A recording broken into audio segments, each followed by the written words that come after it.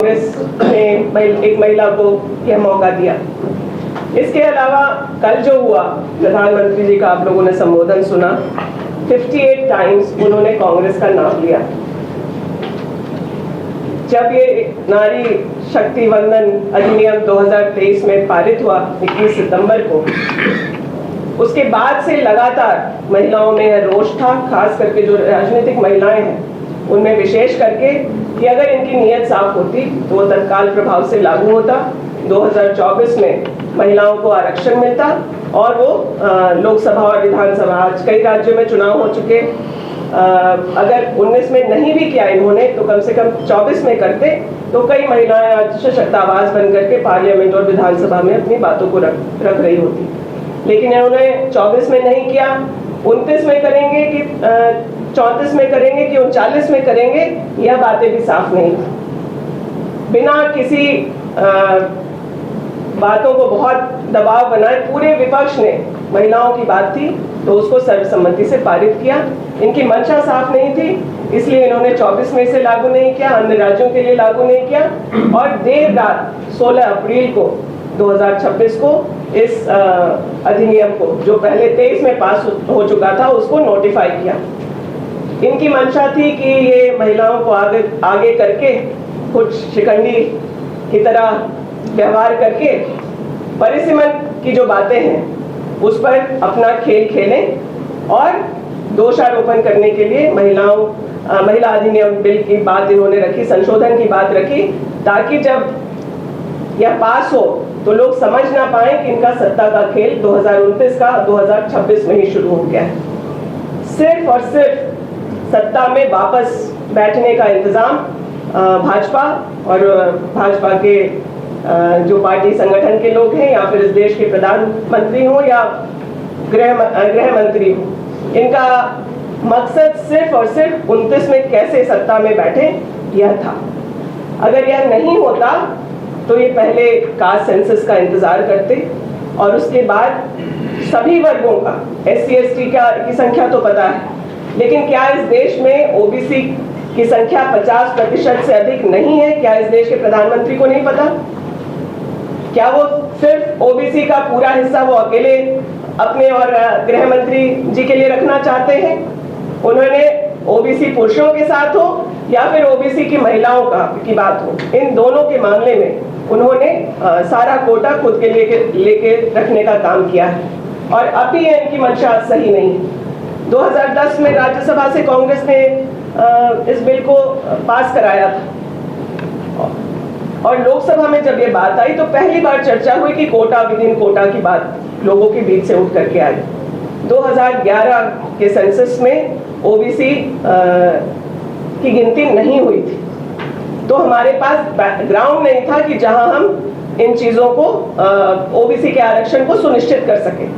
लेकिन 23 में जब यह विधेयक आया तो यह सोचते हुए कि जब सेंसस हो जाएगा तो OBC को भी उसका प्रतिनिधित्व मिल जाएगा, यह सोचते हुए हम लोगों ने उसको सर्वसम्मति से लोकसभा में पारित किया और जिसको नोटिफाई करने के लिए इनको 3 साल लग गया। आज बिना कास्ट सेंसस कराए परिसीमन को लागू करके कैसे संघीय ढांचा को वह प्रहार करके संविधान को बदलने का जो ये षड्यंत्र इन्होंने किया था उसको विपक्ष ने धाराशाही किया। पहली बार 2014 के बाद इन्हें यह पता चला है कि विपक्षी एकता क्या है और ये खूब अच्छे से समझ रहे हैं कि हवा बदल रही है, देश का मौसम जो है वो बदल रहा है और लोग समझ गए हैं कि इन्होंने कोई भी वादा, चाहे महिलाओं को किया हो, किसानों को किया हो, मजदूरों को किया हो, किसी जाति धर्म के लोगों को किया हो, इन सभी मामलों में वो फेल है। अगर महिलाओं के प्रति इनकी मंशा साफ होती और महिलाओं के लिए दर्द होता तो ये उन्नाव, हाथरस, कठुआ जैसे मामलों में चुप न रहते। इनके खुद के मंत्री, विधायक, सांसद कई सारे मामलों में, महिलाओं पे एट्रोसिटीज के मामले में नामित हैं और ये जो दोषी भी हैं। और जब खिलाड़ी तक सड़कों पर रो के बिलख के प्रोटेस्ट कर रही थी तब भी इनके कान में कोई जू नहीं लेगा। कल प्रधानमंत्री जी देश की महिलाओं से माफी मांग रहे थे, हाथ जोड़कर ऐसे मांगना ही चाहिए, मांगना चाहिए मणिपुर की आदिवासी महिलाओं से कि जिन्हें नंगे परेड कराया गया, उस समय इनका दिल नहीं पसीजा। और क्यों नहीं, मणिपुर जैसे मामले जब हुए तो अगर महिलाओं के प्रति संवेदना थी तो उस दिन राष्ट्र को संबोधित करते।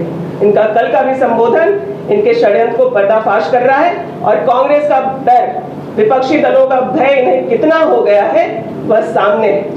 आज फिर भाजपा की महिलाओं को सड़कों पर उतार करके ये अपने चुनाव में फायदा लेना चाहते हैं। वो महिलाएं भी समझ रही हैं। आज जिस तरीके से संसद में इनका यह बदलाव का जो प्रस्ताव था, जो संशोधन का प्रस्ताव था, वह गिरा, इसका मतलब है कि उनके साथ बैठे लोग भी उनसे आज सहमत नहीं और इसकी आशंका में कि आने वाले समय में सत्ता उनके हाथों से बाहर हो जाएगी, ये इस तरह का दुष्प्रचार कर रहे हैं। लेकिन प्रधानमंत्री जो ठीकरा कांग्रेस के सर पे फोड़ना चाह रहे हैं वो सरासर गलत है और देश इस बात को समझ रहा है। आज लोग घर से निकल करके कोई विपक्षी दल का ना भी जाएगा तो जानते हैं कि मोदी जी कल भी झूठ बोल रहे थे और आगे भी झूठ बोलेंगे। उन्होंने किसानों के मामले में झूठ बोला है, उन्होंने मजदूरों के मामले में झूठ बोला है, उन्होंने सैनिकों के मामले में झूठ बोला है और फिर से महिलाओं के साथ तो खास करके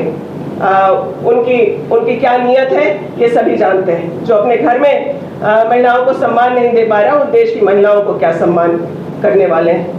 तो इन्हीं सब बातों के साथ हम लोग आप लोगों के बीच है और ये जो भ्रम फैलाया जा रहा कि इसका विरोध विपक्षी दलों ने किया, कांग्रेस के माथे ठीकरा फोड़ा जा रहा है। मैं मीडिया के साथियों से कहना चाहूंगी कि 2023 में नारी शक्ति वंदन अधिनियम को सर्वसम्मति से विपक्ष ने सदन से पारित कराने में इस भाजपा की सरकार को सहयोग किया था। तो इस तरह की भ्रामक बातों को देश के प्रधानमंत्री को सामने आकर के इस तरह की बातें करना बहुत ही दुर्भाग्यपूर्ण है। हम लोग इसका पुरजोर विरोध करते हैं और इस बात की मांग करते हैं कि अभी जो लोकसभा में सीटें हैं, जो राज्यसभा में सीटें हैं, जो विधानसभा के चुनाव हो रहे हैं, उसमें तत्काल प्रभाव से 33% आरक्षण को लागू किया जाए और महिलाओं को प्रतिनिधित्व दिया जाए अपर हाउस, लोअर हाउस और असेंबलीज में भी।